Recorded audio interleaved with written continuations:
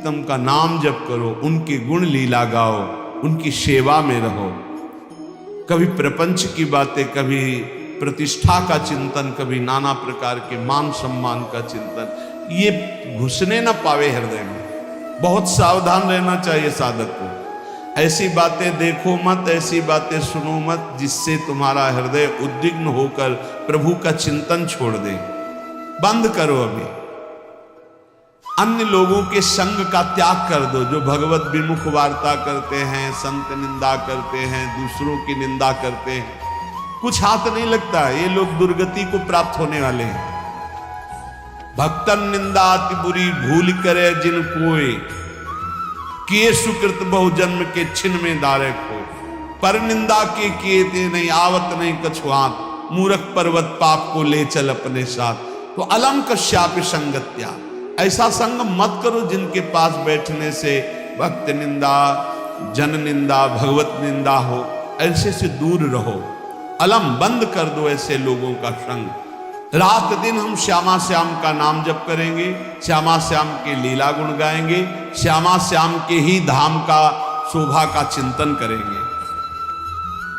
जब तुम अपना जीवन श्यामा श्याम के चरणों में न्यौछावर कर दोगे तो पूरा भार श्यामा श्याम ले लेंगे और तुम्हारे हृदय में मस्ती आ जाएगी। जो ऐसा निश्चयी होता है, दृढ़ निश्चयी, उसके अंदर दृढ़ विश्वास, तो उसके हर समय भगवान की स्फूर्ति होती रहती है। भारी प्रतिकूलता में भी भगवान का सानिध्य अनुभव होता है। वो अनुकूलता में तो भगवान के दुलार को देखता है, लेकिन प्रतिकूलता में भगवान की विशेष कृपा को देखता है। ये संयोग, ये वियोग, संसार की ये द्वंद्वमयी वृत्तियां भक्तों के हृदय में नहीं चुभती। आए की हुज्जत नहीं, गए की तलाश नहीं, क्योंकि नित्य संयोग भगवत स्मृति के प्रभाव से प्रभु का रहता है। शोक, विषाद बहुत ध्यान देने योग्य विषय है। तभी लोगों को ऐसा लगता है कि ऐसा कैसे हो सकता है। भक्त के चरित्रों को जब सुनते तो लगता है ऐसा कैसे हो सकता है, ऐसी परिस्थिति में भी ऐसा कैसे हो सकता है। क्योंकि तुम मानसिक बुद्धि से युक्त हो और वो भागवतिक स्थिति से युक्त है, इसलिए तुम उसको पार पा ही नहीं सकते। जब तुम अपना जीवन श्यामा श्याम के चरणों में समर्पित कर देते हो हृदय से, फिर उनकी कृपा से सब विघ्न दूर हो जाते, एक अपार मस्ती रहती है। नहीं तो शोक, विषाद, दुख, क्लेश, कष्ट, संताप, भय, उद्वेग, ये सदैव सताते रहते हैं। इसी से डिप्रेशन होता है। बार बार नकारात्मक चिंतन, शोक, विषाद, दुख, चिंता, क्लेश, संताप, भय, उद्वेग, यही पूरे मानसिक स्तर को नष्ट कर देते हैं। उत्साहहीन जीवन हो जाता है। जब तुम श्यामा श्याम को समर्पित हो जाते हो तो ये सब प्रवेश भी नहीं करते, एक अपार मस्ती बनी रहती है। अब क्या होगा? श्यामा श्याम जो करेंगे वही होगा। श्यामा श्याम पता नहीं कैसा करे, नहीं, वो सदैव मंगल भवन है, वो जो करते महामंगल होता है। यह निश्चय उपासक के हृदय में आ जाना चाहिए। इसलिए अपना सारा मन, सारी बुद्धि, सारा जीवन, प्रत्येक श्वास प्रभु को अर्पण कर दो, फिर देखो तुम निहाल हो जाओगे। दुख, शोक, विषाद, क्लेश, कष्ट, संताप, भय, उद्वेग, ये उसी को व्यापते हैं जिसने अपने जीवन को प्रभु के चरणों में अर्पित नहीं किया। इसलिए तुम अपना सारा मन, सारी बुद्धि, सारा जीवन, प्रत्येक श्वास केवल प्रभु को अर्पित कर दो, फिर देख लेना श्वास कैसे अर्पित की जाती है। राधा राधा राधा। बुद्धि कैसे अर्पित की जाती है? एकमात्र निश्चय भगवत सुख ही सुख है, ये जागतिक सुख सुख नहीं, ये दुख है, ये ऐसा दलदल है जिससे आज तक कोई नहीं निकल पाया।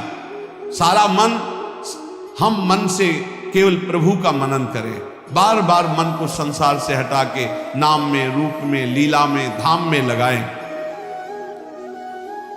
बहुत प्रसन्नता हो जाती है उस उपासक के हृदय में जो अपना मन बुद्धि प्रभु के चरणों में अर्पित कर देता है। भगवान ने तो इसको बहुत उत्तम स्थिति बताया है कि मेरे से कभी वो अलग हो ही नहीं सकता यदि मन बुद्धि अर्पित कर दिया।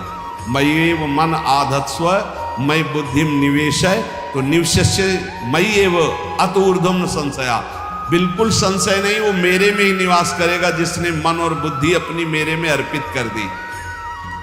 बहुत प्रसन्नता रहेगी उस उपासक के जीवन में जो अपने आप को मन बुद्धि सहित प्रभु के चरणों में समर्पित कर दिया है। भगवान का आश्रय लेने वाले की पहचान है हर परिस्थिति में प्रसन्न रहना। देखो आप भगवद आश्रित हो कि नहीं, देखो अनुकूल परिस्थिति में तो सब प्रसन्न रहना, लेकिन प्रतिकूल परिस्थिति में प्रसन्न रहना ये भगवान के भक्तों का लक्षण है। हर परिस्थिति में प्रसन्न रहना ये भगवान के भक्तों का लक्षण है। आनंदगन भगवान का आश्रय मिलते ही आनंद छा जाता है हृदय में। उनके पास आनंद का अभाव होता ही नहीं है। जैसे सूर्य का प्रकाश उदय होते ही सूर्य का प्रकाश संपूर्ण अंधकार को नष्ट कर देता है, ऐसे ही भगवान का संपूर्ण आश्रय लेते ही सब दुख चिंता शोक नष्ट हो जाते, आनंद ही आनंद। तुम भगवान के मंगलमय रूप को नहीं जानते हो, पर उनके मंगलमय भाव को, विधान को मानना शुरू कर दो। जो भी होता है मंगलमय होता है। हमने जीवन में देखा है, अगर इधर कोई बहुत बड़ा सुख दिया तो देर नहीं लगेगी, 24 घंटे नहीं व्यतीत होंगे और ऐसे दुख दे देंगे, जिससे दोनों का समान भाव रख करके ना दुख में तुम भूलो प्रभु को, ना सुख में फूलो, सीधे भगवत मार्ग में चल। पूरे जीवन की बात देखा है, भगवान के मंगल विधान में सदा सर्वदा सुख ही सुख है, इस बात को मान के प्रसन्न हो जाओ।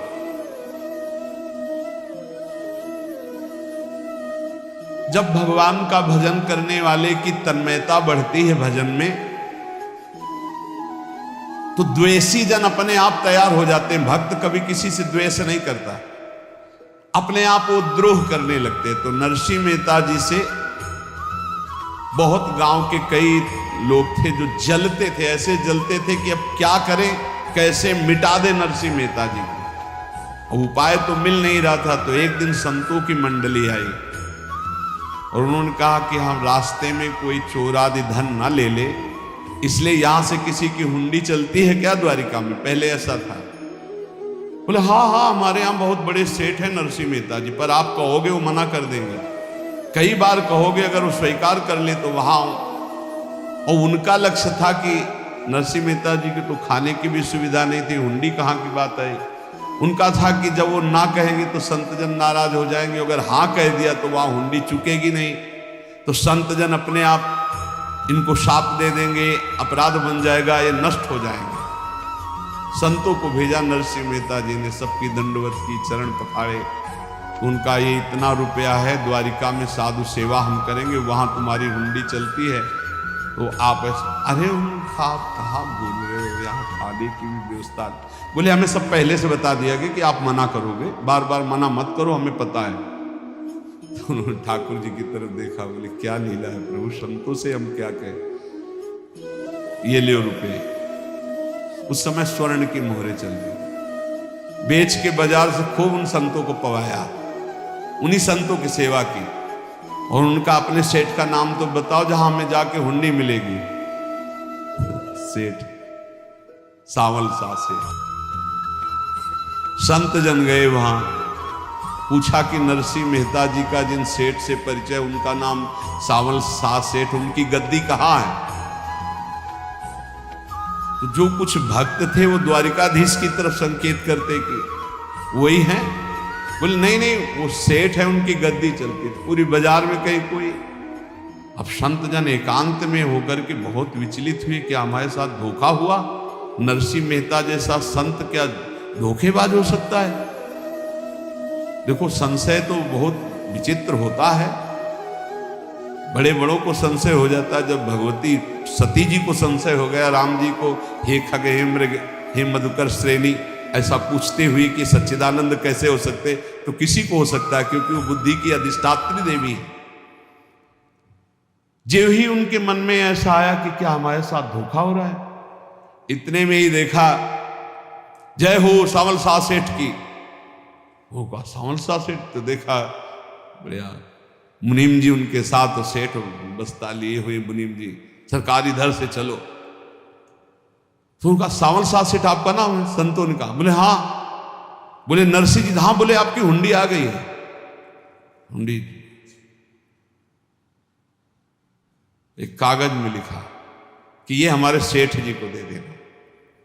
वैसे लोग मुझे माखन चोर कहते, कोई कुछ कहता, लेकिन आपने सेठ बना दिया। जब आपने सेठ बना ही दिया तो आप कभी परवाह मत करना दो। और ये सेवक आपकी सेवा में सदैव तत्पर है।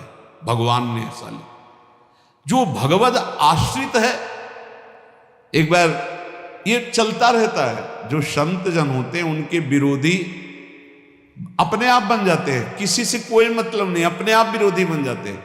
कबीरदास जी का पूरी काशी में यश था। भजन करने वाले महापुरुषों का यश बढ़ता है जब, तो जो भजनहीन होते हैं उनके हृदय में जलन पैदा हो जाती है और उनको विविध प्रकार से फंसाना चाहते हैं, उनको कष्ट देना चाहते हैं। तो कबीरदास जी के यश को भूमिल करने के लिए कुछ ब्राह्मणों ने एक रचना रची। मुड़ मुड़ा के कबीरदास जी के शिष्य बन करके पूरी काशी के सब आश्रमों में निमंत्रण दे आए। कल भंडारा है, संत सेवा है, सबने स्वीकार किया। कबीरदास जी अपनी दिनचर्या करके निकले तो संत मंडली आने लगी। बोले कै बजे सेवा है? साधु सेवा। बोले कौन सी साधु सेवा? बोले कल आपके शिष्यजन निमंत्रण दे के आए, पूरी काशी के सब संत आ रहे हैं। कबीरदास जी ने कहा यहाँ तो एक की भी व्यवस्था नहीं, पूरी काशी के संत आ रहे हैं। अच्छा, समझ में आ रहा है, लीला बिहारी तुम लीला करना चाहते हो। गए अपना निकल गए गंगा किनारे, एक झाऊ के नीचे बैठकर अपना भजन ध्यान में मगन है। 11-12 बजे तो उन्होंने देखा संतों की मंडली, काशी तो बहुत। कबीरदास जी ने देखा कि आश्रम की, तो बोले पता नहीं क्या होगा, चलो चलते हैं। तो ऐसे गमछा वस्त्र करके ऐसे डालकर मुंह ढक करके, वहां बड़ी बड़ी पंगत लगी थी। कबीरदास जी सबको पाओ जी पाओ। कबीरदास जी के रूप में स्वयं भगवान पाओ जी। कबीरदास जी ने कहा अच्छा, जब स्वामी परस रहे तो हम भी बैठ के पा ले। तो जब उसी पंगत में बैठ गए अपना कपड़ा ढक करके, और जब मोहरे की दक्षिणा दे रहे थे सब लोग कि वाह कबीरदास जी ने आज तो साधु से। सबको जब कबीरदास जी के सामने आए तो ऐसे मुंह ढके, बोले देखो जो मेरा होता है उसे मुंह छुपाना नहीं पड़ता, मुंह ढकला नहीं पड़ता। लो दक्षिणा, तुम भी दक्षिणा लो।